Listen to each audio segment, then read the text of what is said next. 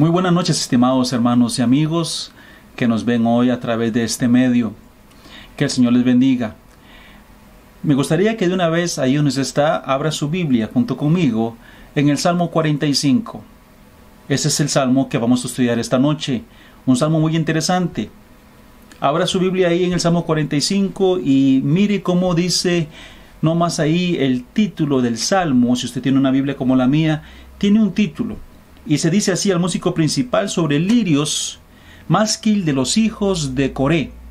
Otro salmo de los hijos de Coré, un másquil, que significa, como habíamos estudiado anteriormente, que es un salmo para meditación. Y también dice que es una canción de amores. Interesante, aquí tenemos un cántico de amores, una poesía muy interesante. Algunos dicen que ese salmo puede estarse refiriendo a Salomón. Lo dicen porque en el versículo 2, por ejemplo, hay palabras como la siguiente: eres el más hermoso de los hijos de los hombres. Algunos creen que se está refiriendo a la gloria que Salomón llegó a tener y que por eso se refiere a él como el más hermoso de los hijos de los hombres. También porque en el mismo versículo 2 dice en la segunda frase: la gracia se derramó en tus labios. Algunos creen que eso está refiriéndose a la sabiduría que Dios le dio a Salomón y por eso el salmo se está refiriendo a él. Otra cosa es que en el versículo 8, por ejemplo, si usted va conmigo: mirra, aloe y casia exhalan todos tus vestidos, desde palacios de marfil te recrean, hablando acerca de la grandeza y riqueza que tuvo Salomón. Estos versículos podían estar refiriéndose a él. Y también pues en el versículo 9: hijas de reyes están entre tus ilustres, está la reina a tu diestra con oro de Ofir. Y entonces algunos creen que este versículo puede estarse refiriendo a la reina y las concubinas que tuvo Salomón, que fueron muchas. Sin embargo, nosotros no podemos decir enfáticamente que realmente este capítulo se está refiriendo a Salomón.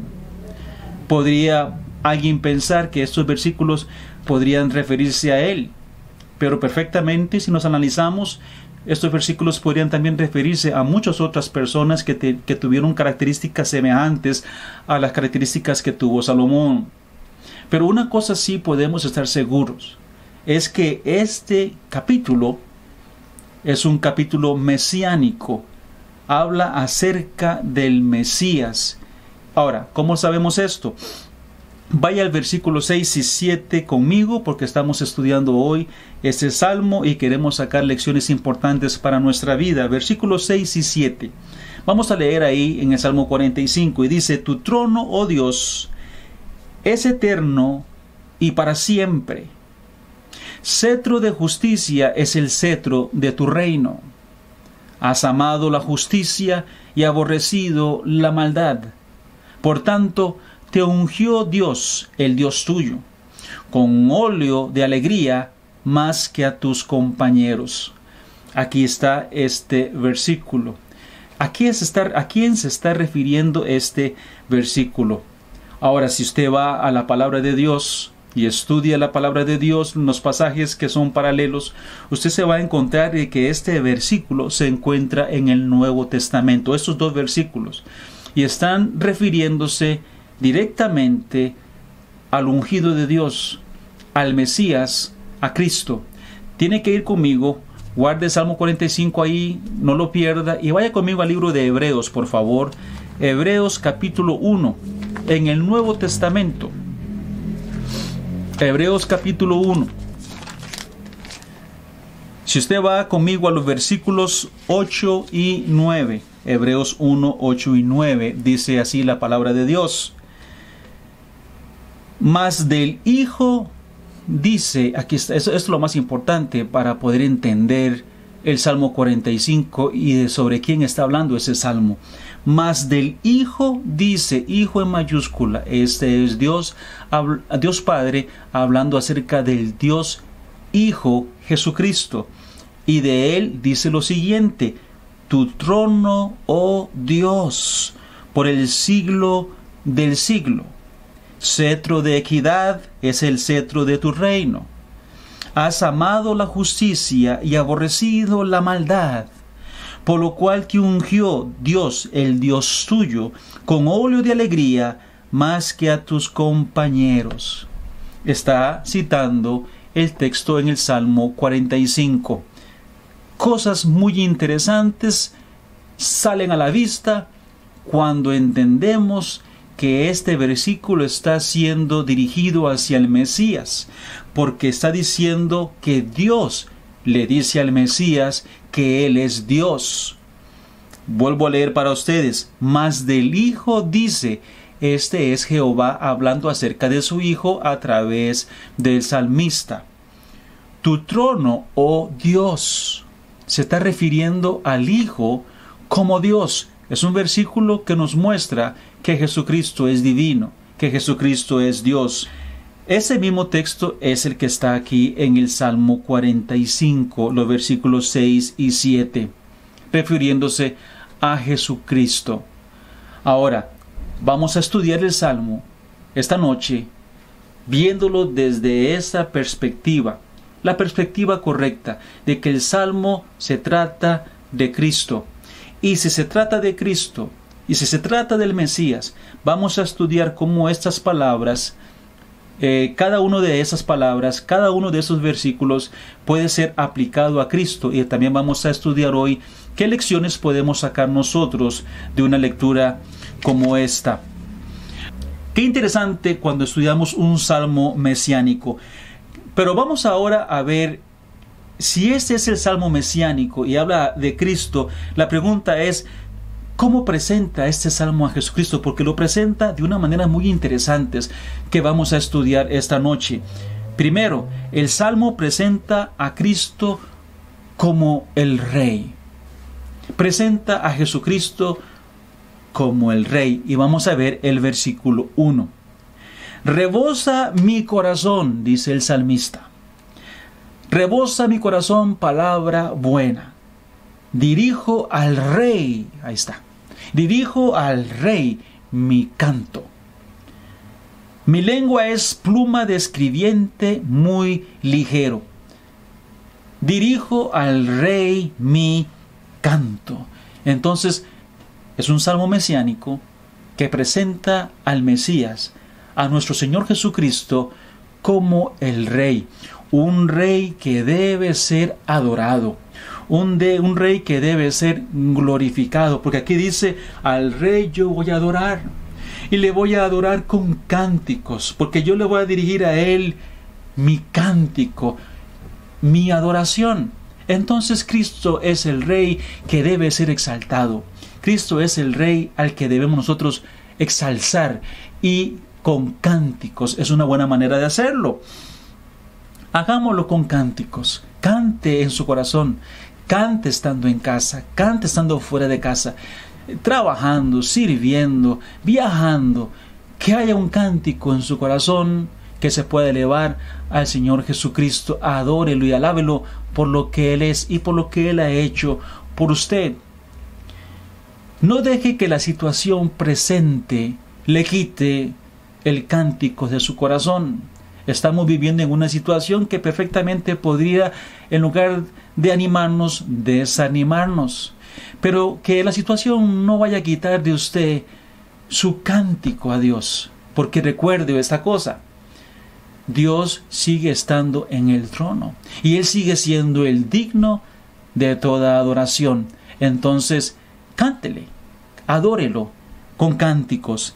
Que la situación no apague la alabanza de su corazón. No deje que quite su cántico. Salmo 105. Si usted va a ir rapidito al Salmo, ya que estamos en los Salmos, sin perder el Salmo 45, vaya al 105. Dice el Salmo 105, el versículo 2. Voy a leer para ustedes este versículo. Dice, cantadle salmos, hablad de todas sus maravillas. Está hablando de Jehová. Alabad a Jehová, invocad su nombre. Dad a conocer a sus pueblos sus obras. Dice el versículo 1. Cantadle salmos. Y este es uno entre muchos versículos que nos animan a nosotros a cantarle a Dios. Por eso aquí dice el salmista, dirijo al Rey mi canto. Y nosotros debemos dirigir a Dios nuestras oraciones. Debemos dirigir a Dios nuestros deseos. También debemos dirigirle a Dios cánticos. Es bueno en todo momento, en toda situación. Y como dije antes, no deje que la situación presente, si usted está pasando por un tiempo complicado, le quite su cántico. Usted puede cantarle a Dios. Y es bueno cantarle a Dios, aunque estemos pasando por una situación difícil. Recuerde la situación en el libro de Hechos, capítulo 16, el versículo 25, especialmente, que nos dice que Pablo y Silas habían sido golpeados y habían sido llevados a la cárcel por predicar la palabra de Dios, habían sido encarcelados.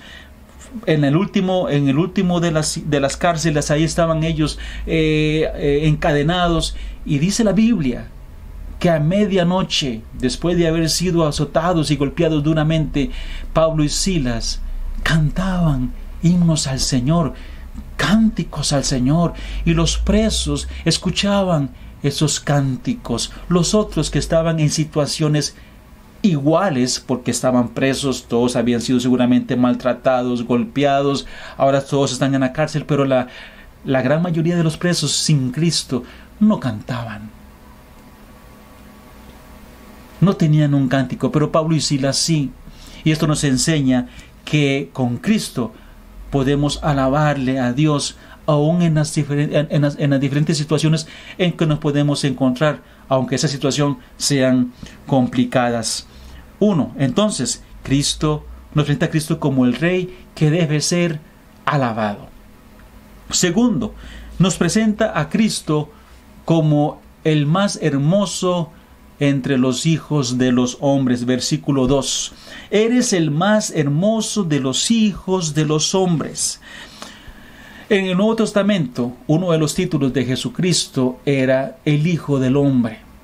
El Hijo del Hombre, que nos habla mucho de su humanidad.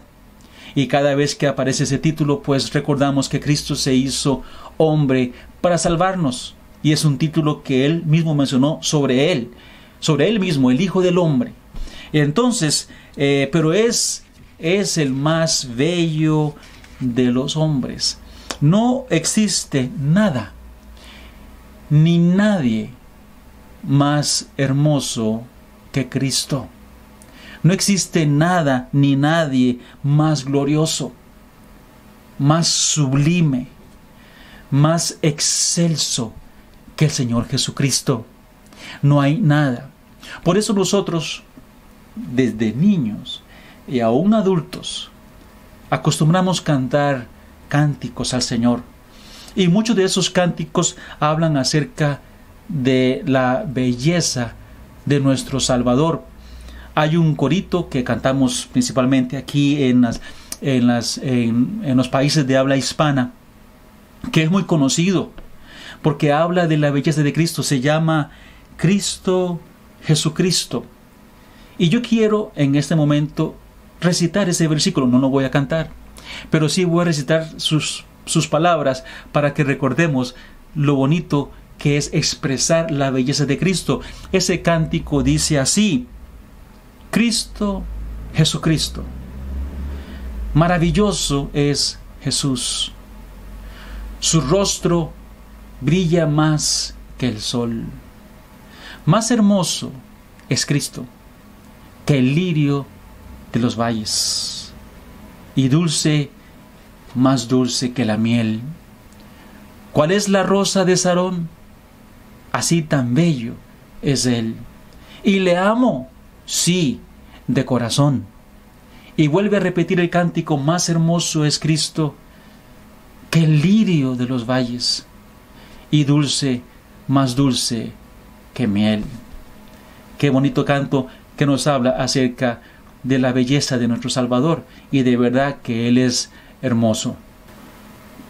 Pero vamos ahora también al versículo 2, donde dice la siguiente línea en el versículo 2: la gracia se derramó en tus labios. La gracia se derramó en tus labios, por tanto Dios te ha bendecido para siempre. La gracia sobre sus labios. Todo lo que Jesús dijo Y todo lo que Jesús nos dice en su palabra es lo más sublime. Esto significa que no hay nada escrito o nada que Cristo haya dicho que pueda alguien compararlo con un escrito de otro ser humano. Lo que quiero decir es que no hay nadie que haya podido escribir palabras sabias y hermosas, y las haya, y han escrito algunas así, pero ninguna de esas escrituras es comparable a las palabras de Cristo, a las palabras de nuestro Salvador. Son palabras, todas sus palabras son hermosas, son preciosas, nos consuelan, nos animan, nos fortalecen, nos transforman. De verdad que la gracia cayó sobre sus labios. No había, aun cuando Él daba respuestas, no había pregunta que Él no respondiera, y no había ninguna trampa que le hicieran a Jesucristo cuando estuvo aquí, que Él no respondiera y dejara a las personas maravilladas, porque una gracia tremenda había sobre sus labios. Por eso la gente le escuchaba atentamente.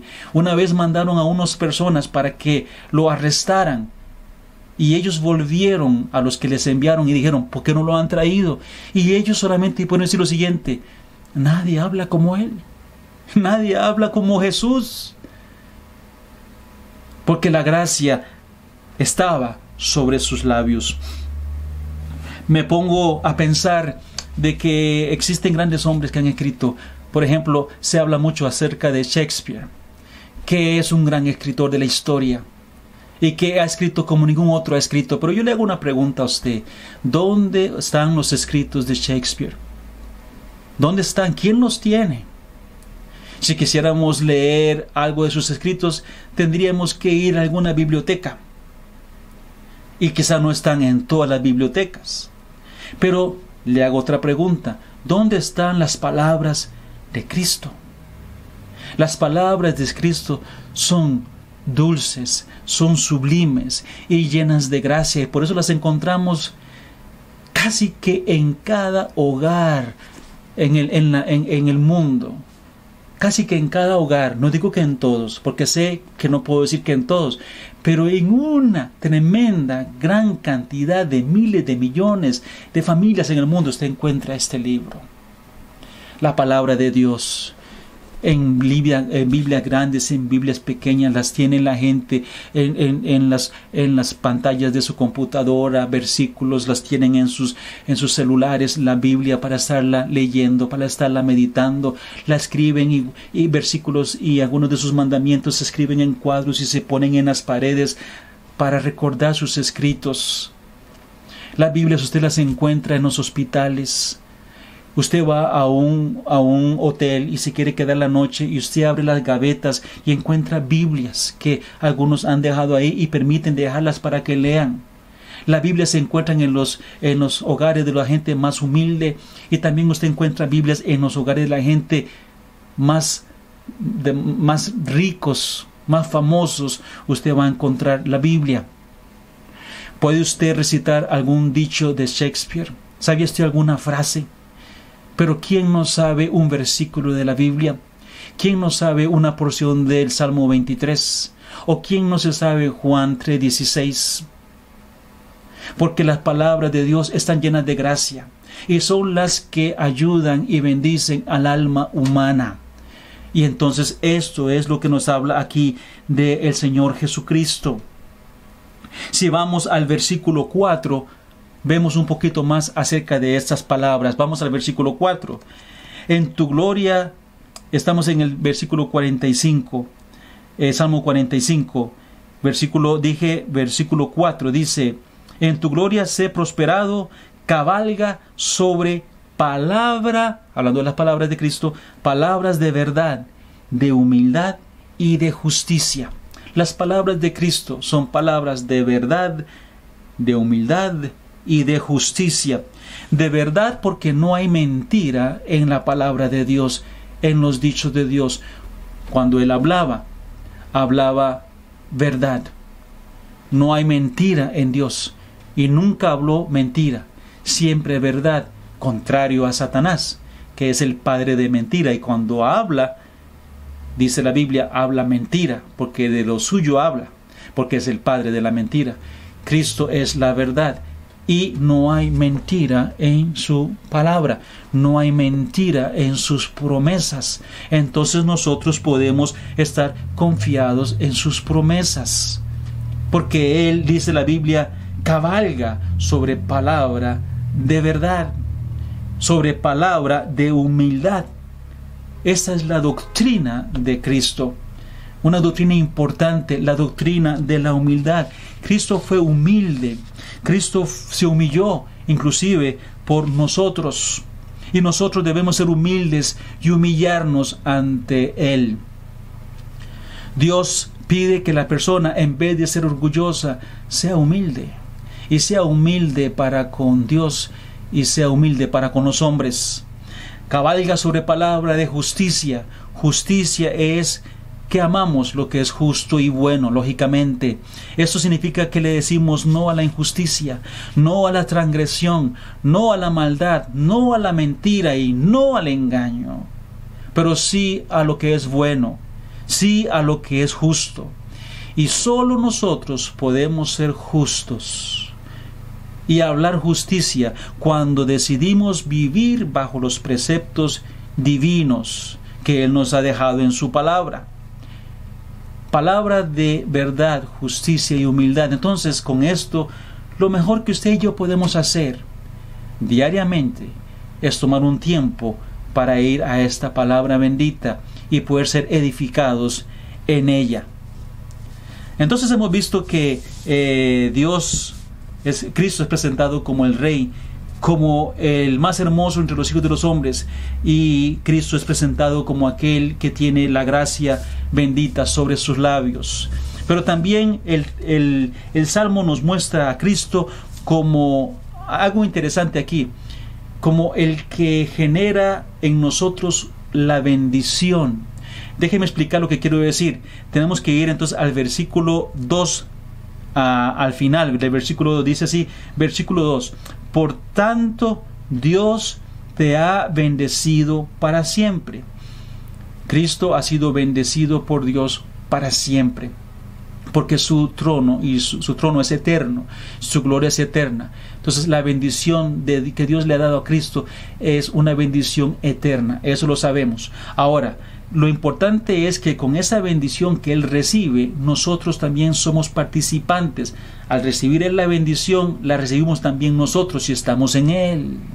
Y eso lo podemos ver en el versículo 4, el inicio. En tu gloria sé prosperado. En tu gloria sé prosperado. Y eso es una realidad sobre Cristo. Y pues lo bonito es que al ser Cristo bendecido, como lo dije, nosotros también recibimos la bendición. Por eso es que en Romanos 8:17 nosotros nos dice que si somos hijos de Dios, entonces nos convertimos en herederos de Dios y coherederos con Cristo. Romanos 8:17. Usted puede buscar ese versículo luego. Pero es un versículo tremendo, porque uno se convierte a Jesucristo, se convierte a Cristo y cree en lo que Cristo ha dicho, hace de Dios el rey de su alma, de su ser. Y no solamente el título de que es hijo, pero dice que se hace uno heredero de Dios. Interesante. Y luego dice que somos coherederos con Cristo. O sea, Cristo vino, murió y dio su vida, nos salva. Él sabiendo que al salvarnos y al recibirle, nosotros nos hacemos coherederos con Él de grandes bendiciones. Bendiciones de Dios. Qué bonito este salmo y las promesas que nos recuerda. Vamos ahora al versículo 5 y encontramos otra verdad aquí presentada sobre Jesucristo. Dice el versículo 5: tus saetas agudas, con que caerán pueblos debajo de ti, penetrarán en el corazón de los enemigos del rey. Y aquí cambiamos un poquito la tonalidad de lo que venimos hablando. Aquí hablamos de enemigos. Y aquí hablamos de saetas agudas que penetran y pueblos que caen debajo de él. Y aquí el versículo 5 pues nos está hablando acerca de la victoria de Cristo y las victorias de Cristo sobre sus enemigos al final de los tiempos. ¿Sabe usted que el nombre de Cristo y su palabra es muy despreciado hoy día? La gente al tomar decisiones propias contra la voluntad de Dios expresada en sus mandamientos, es como que se estuvieran pasando por encima de su mandamiento, caminando por encima de la Biblia. He visto personas en estos días que están en contra de su gobierno y caminan por encima de la bandera. Cuando la gente se pone en contra de Cristo, hacer las cosas completamente fuera del orden divino, permitiendo cosas muy malas que se están permitiendo en el país, que se están aceptando en el país y en el mundo, y es como que caminan sobre la Biblia, la menosprecian, se burlan de Cristo y de la iglesia. Pero le quiero decir una cosa, la Biblia dice que al final de los tiempos Cristo se levantará y pondrá a los enemigos por estrado de sus pies. Significa que va a poner sus pies sobre sus enemigos, si usted entiende lo que significa esto. A pesar de que sea menospreciado hoy Cristo y la iglesia y sus palabras, como que son palabras antiguas que no tienen ningún valor y no vale la pena, porque hoy es mejor vivir la vida, porque de esto no tenemos seguridad. Recuerde que su palabra es verdadera. Recuerde que hablamos que su palabra es justa. Y aquí se nos dice su palabra, que Él con sus saetas agudas vendrá y pondrá a sus enemigos debajo de sus pies. Penetrarán en el corazón de los enemigos del Rey sus saetas. Y está hablando de esta victoria sobre los enemigos de Cristo. Ahora, permíteme compartir con usted un versículo que habla acerca de esta victoria de Cristo sobre sus enemigos. Hay varios versículos, pero voy a compartir uno por el tiempo, porque no tenemos mucho tiempo, y entonces quiero que vayamos ahí.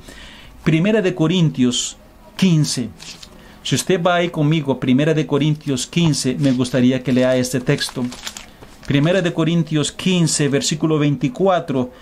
Primera de Corintios 15, 24 dice: luego el fin, cuando entregue el reino a Dios y Padre, cuando haya suprimido todo dominio, toda autoridad y potencia, cuando haya suprimido todo dominio, autoridad y potencia, que vaya contra Él, que se levanta contra Él. Porque preciso es que Él reine hasta que haya puesto a todos sus enemigos debajo de sus pies. Primera de Corintios 15, 24 y 25. Es necesario que Él reine, y va a reinar. Dice la Biblia que toda rodilla se doblará y toda lengua confesará a Cristo, a Dios. Entonces es importante. Entonces cuando se dice de enemigos, es interesante, porque este versículo nos demuestra que no todos los hombres aman a Dios, y por tanto no todos los hombres son salvos, como algunos quieren decir. Todas las personas son salvos, todas las personas van al cielo. Pero la Biblia nos habla en este pasaje y en muchos pasajes más, en este, que existen enemigos de Dios, gente que va en contra de Dios y de sus mandamientos y de sus ordenanzas. Satanás es el enemigo principal de Dios, es el enemigo principal de la iglesia, el enemigo del mundo. Los ángeles que siguen a Satanás son enemigos de Dios. Y también todos aquellos que siguen, hombres y personas que siguen la voluntad del diablo y se levantan contra Dios, son enemigos de Dios. Y esos enemigos, aquí está lo que va a pasar con ellos. Ahora, el apóstol Pablo nos dice en el libro de Filipenses, voy a leer un versículo, no tiene que buscarlo, lo leo para ustedes. En el libro de Filipenses, capítulo 3, el versículo 18, porque por ahí andan muchos, dice Pablo, de los cuales os dije muchas veces, y aún ahora lo digo llorando, que son enemigos de la cruz de Cristo. Pablo no está hablando de demonios, no está hablando del diablo, está hablando de personas. Personas que han dicho, no queremos nada con Dios. Y sirven como tropiezo para otros, para que no sigan la fe de Dios. Se volvieron enemigos de Cristo. Y Pablo en el libro de Filipenses sigue diciendo, porque leímos Filipenses 3:18, luego Pablo sigue diciendo en el versículo 19, el fin de los cuales será perdición. Perdición eterna. Oiga esta palabra, el fin de los cuales será perdición. Ahí andan muchos, dice, que son enemigos. Lo digo con llanto en mis ojos. Pero le voy a decir una cosa, el fin de ellos es perdición. Quizá eso es lo que más le duele a Pablo, que se van a perder por la eternidad. Que no se encuentre usted esta noche entre los enemigos de Dios. Que usted no se encuentre entre ellos. Yo le pido a usted que examine su vida, que examine su corazón, que examine sus deseos, que examine su andar. ¿Está usted sirviendo a Dios? ¿O está sirviendo a otro Dios que no es Dios? ¿Es usted amigo de Dios o enemigo de Dios? Déjeme decirle las palabras de Jesucristo, son importantes. Jesús dijo, el que no es conmigo, contra mí es. Y el que no recoge, desparrama. Entonces esta noche tenemos que analizar, ¿estoy con Cristo? ¿O estoy con Él? ¿O no estoy con Él?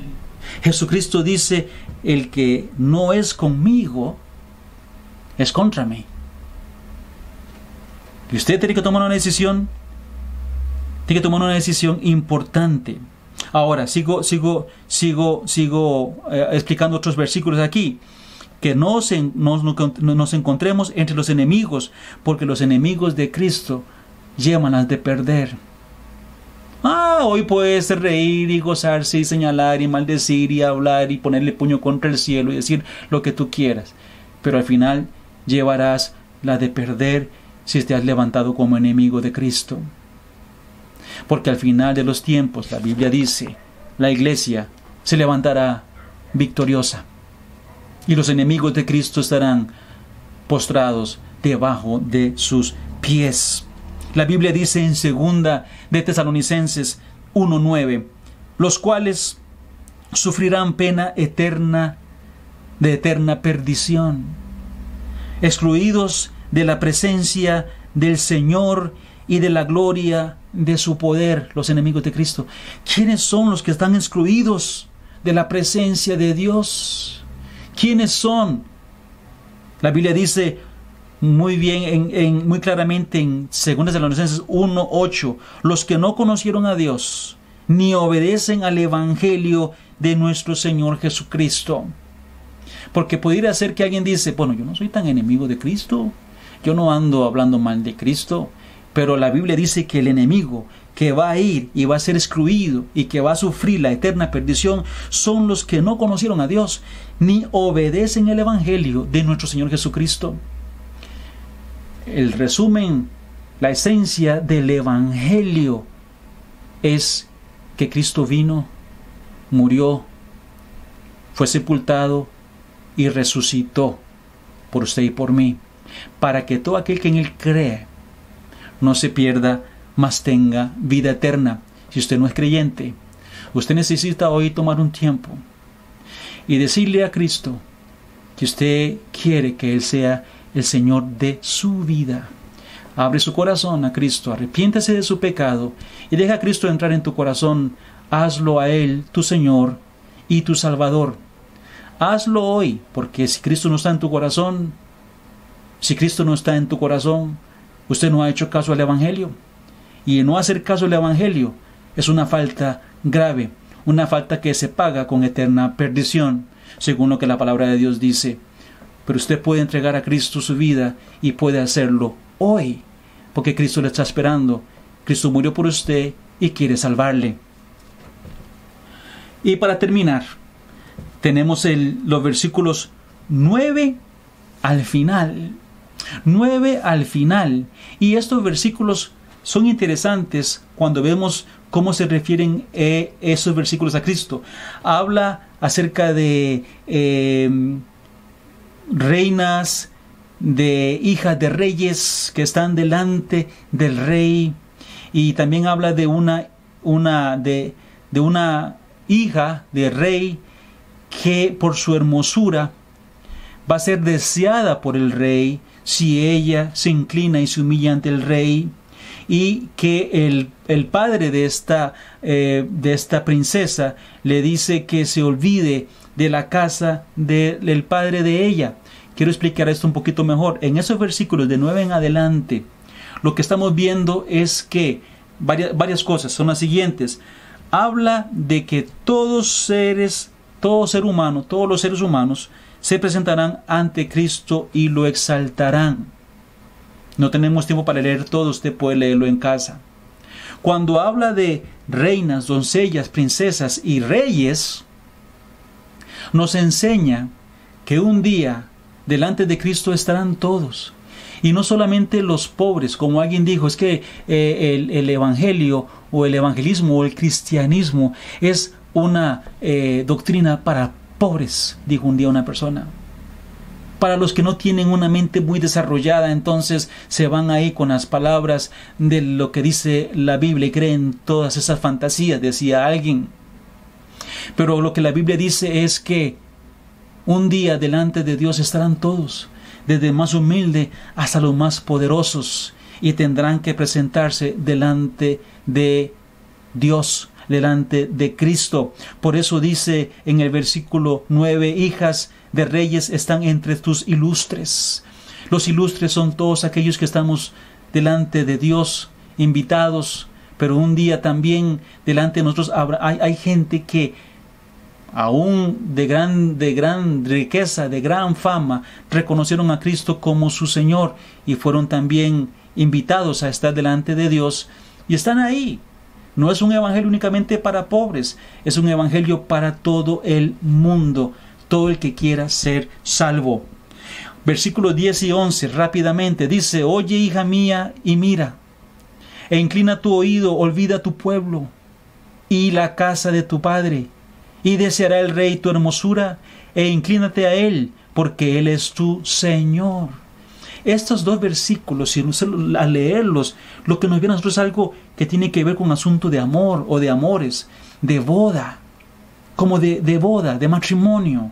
Aquí está un rey diciéndole a su hija: hija, olvídate de la casa de tu padre, olvida tu pueblo, inclínate ante el rey, y él va a amar tu hermosura. Él es tu Señor. Y cuando leo un texto como este, sabiendo que este salmo se refiere a nuestro Señor Jesucristo, me hace recordar que nosotros, los cristianos, igualmente estamos invitados a una boda, a una fiesta de amores. Las bodas del Cordero, las bodas del Señor Jesucristo. Y no solo estamos nosotros invitados a la boda del Cordero, sino que nosotros somos los participantes que tienen que ver mucho con este evento magnífico, el evento de todos los tiempos, y que es sublime en el universo, la boda más sublime en el universo. Nosotros somos la novia de Cristo. Y eso es lo que nos recuerdan versículos como estos. Él ama y desea la hermosura nuestra, y Él es nuestro Señor. Por eso nosotros tenemos que vivir en santidad, esperando a nuestro Señor, que viene pronto por la iglesia para participar en la boda del Cordero. La Biblia lo expone de la siguiente manera. En Apocalipsis 19, 6 al 9, dice así: y oí como la voz de una gran multitud, como el estruendo de muchas aguas, y como la voz de grandes truenos, que decía: Aleluya, porque el Señor nuestro Dios Todopoderoso reina. Gocémonos y alegrémonos y démosle gloria, porque han llegado las bodas del Cordero, y su esposa se ha preparado, y a ella se le ha concedido que se vista de lino fino, limpio y resplandeciente, porque el lino fino es las acciones justas de los santos. Y el ángel me dijo: escribe: bienaventurados los que son llamados a la cena de las bodas del Cordero. Y me dijo: estas son palabras verdaderas de Dios. Ese es el futuro. Ese es el futuro nuestro. Realmente nuestro futuro no es incierto como algunos quieren creer. Nuestro futuro es brillante. Nuestro futuro es hermoso. Lo que vivimos hoy no se puede comparar con lo que viviremos y experimentaremos en muy poco tiempo. Por eso dice aquí el Padre a su hija: olvida tu pueblo y la casa de tu padre. Eso sería, para nosotros sería la vida aquí. Esto que es el mundo. Ahora hay algo más grande delante de nosotros. Olvidémonos de las cosas pasajeras y simples de esta vida. Dejemos de poner la mirada aquí, aquí, allá, porque el Rey ama nuestra hermosura y Él es nuestro Señor, y a Él tenemos que mirar, puestos los ojos en Jesús, puestos los ojos arriba, dice la palabra de Dios. Esa es la enseñanza del Salmo 45. Espero que esa enseñanza en algún punto del estudio de hoy haya servido de bendición para su vida. Y deseo de todo mi corazón, hermanos y amigos, que el Señor les bendiga.